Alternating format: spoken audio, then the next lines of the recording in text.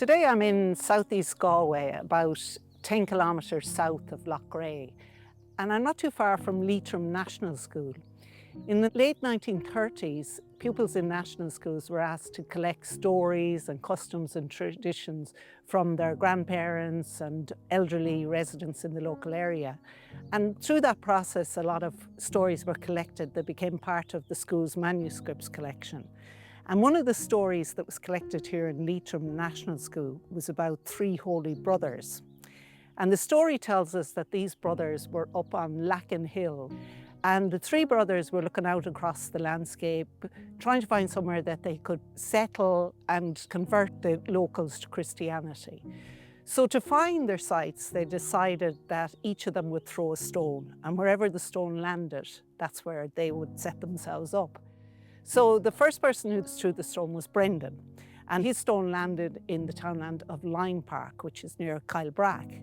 And then Irene threw his stone, and it landed in the townland of Ballyargadaun, which is about 5 kilometres to the southeast of Limepark.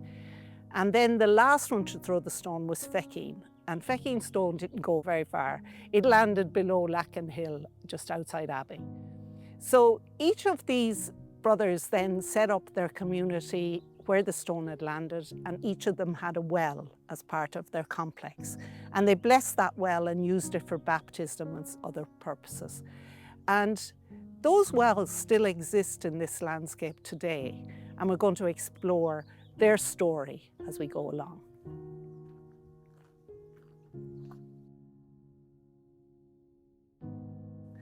So this is where the stone landed for St. Irene, and this is his holy well here.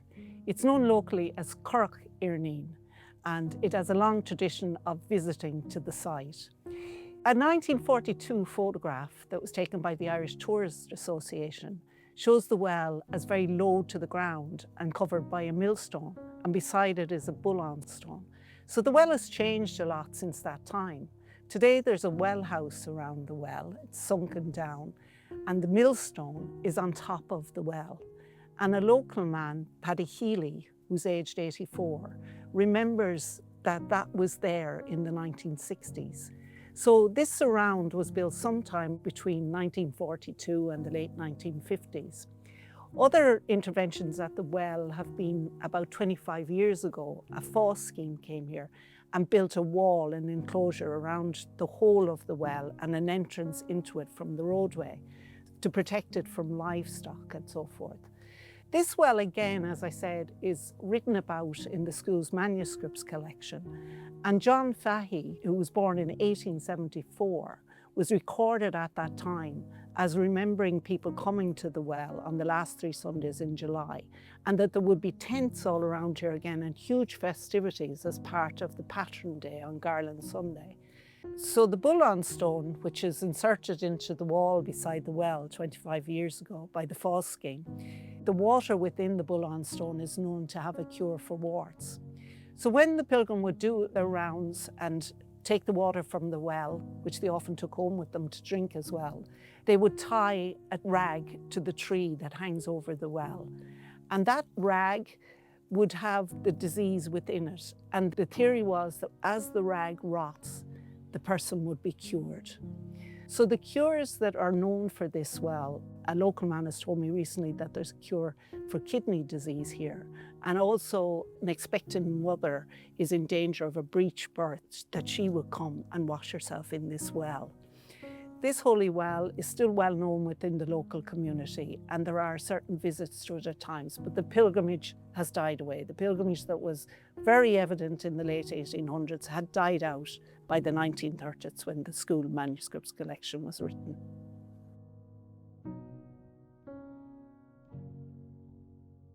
I'm here now in Limehill townland in the parish of Dunirey, and this is where Brendan's stone landed. And I'm here with John Ryan, who's the landowner here, and we're going to talk about St. Brendan's Well, which locally is known as Bran's Well. So, John, you grew up here, you know the area well, and you have memories of this well. Can you tell us a bit about it? Well, I wouldn't be classing myself as a historian, but we used to bring the water down here years ago before we got the electricity for drinking purposes. And that's what kept us going until we got our own well. So the water here is fantastic. Yeah. And then 3 days in July we do for blessing the eyes. So you just splash the water up in your face and do that 3 times and say a few prayers with that. So it seemed to be a big thing in its time, but sadly it's dying out.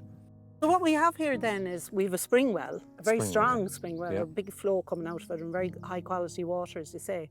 And the original well, where it starts, where the spring is now, it's surrounded by, was surrounded by a circular wall. But as you told me, in recent years, you've had to cover that. Way before my time, an animal fell into it. So then at that time they closed it off and left it closed, which is under the alder and the whitethorn.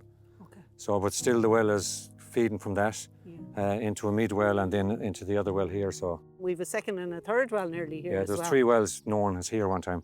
So you have the big one they were calling it, and the middle one, and then the one where they all drink out of. Okay, okay. So then, as you said, there's a tradition of a pattern here with the well in July. Yeah. And I would have heard it was the 3 Sundays in July, and it all came to the head on the last Sunday in July. So your tradition is a little bit different. Your Mondays. Well, that's what we were doing. And it was 2 Mondays and a Thursday, or 2 Thursdays and a Monday, and to be all in the month of July. And then there would have been, as I read it, and I read it in the school's manuscripts collection, that they rounded the well 3 times, often on their knees. Yeah. Or, Well, I heard that they used to do that on the last Sunday of the month, bare feet. They'd say a couple of decades of the rosary, but I never heard them on their knees or anything. No, but this was always on their bare feet. Yeah, yeah. The other thing we have at the site is a burial ground. Yeah. Behind me here, there's a little.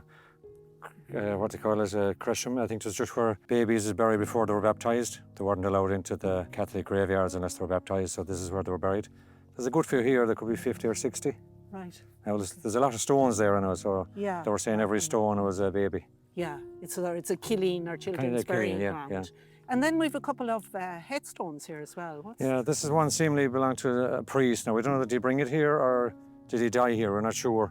And then there's one over the gate that was found on the grounds here, and my dad erected it over just to symbolise that it was a holy grave or holy well. And then you have a third one that you're going to... Well, that was a neighbour of ours. His brother was buried here, so he asked me to erect the headstone somewhere near the grounds of where the burial is. Okay, so there's quite a long tradition of burial here as well. For sure, yeah. Which is often the case beside the holy well, because it's considered as blessed ground. Sacred ground, yeah. Yeah, that's great. Well, thanks for all that information, John. No problem at all. Kind, No, thanks for looking after this well. Well, we would try it. It's in the middle of a field, so it's hard to manage it, but we keep it as good as we can.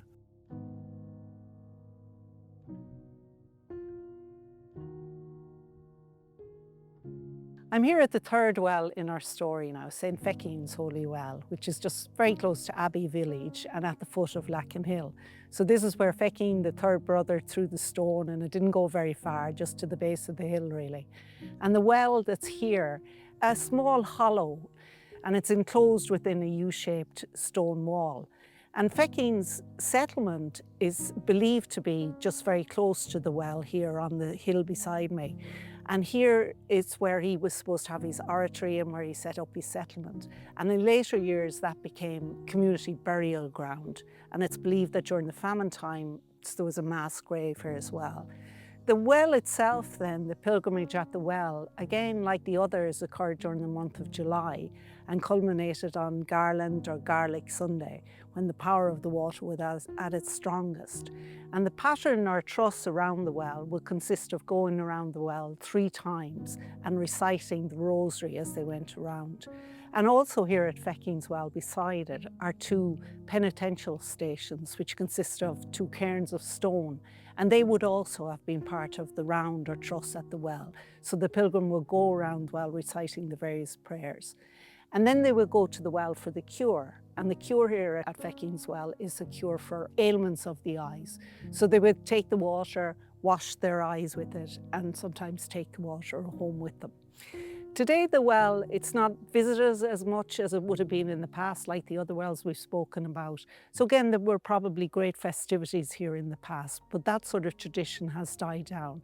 It's still visited by local people, but just not as often. The pilgrimage has transferred maybe to Ladies' Well in Abbey at this stage.